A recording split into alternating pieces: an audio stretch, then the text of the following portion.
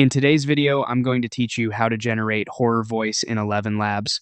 First, open ElevenLabs in your browser and head to the main dashboard. If you're new, you might be prompted to sign in before you can continue. Once you're in, look over to the left sidebar and choose Text-to-Speech. This is where all the magic happens for crafting a chilling narration. Start by typing the script you want to turn into audio. Keep horror lines tight and deliberate.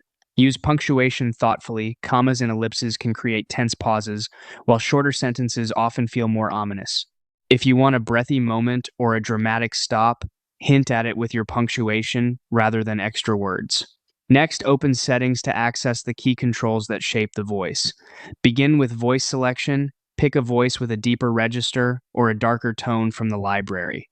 You can absolutely get great results with stock voices. The key is in the settings you apply next. Choose the model you want to use. Newer, general purpose, or high-quality models typically provide better expressiveness and clarity, which helps with subtle, unsettling delivery without sounding cartoonish. Now adjust stability. This slider controls how consistent versus dynamic the voice sounds. Higher stability keeps the delivery steady.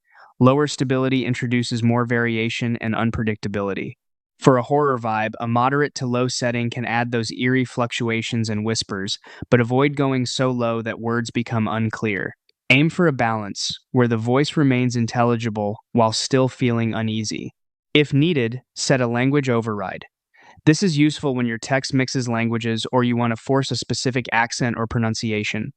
Otherwise, leaving it on auto usually works well. Pick your output format. MP3 is great for quick previews and sharing. WAV is preferred for editing or maximum quality in video projects.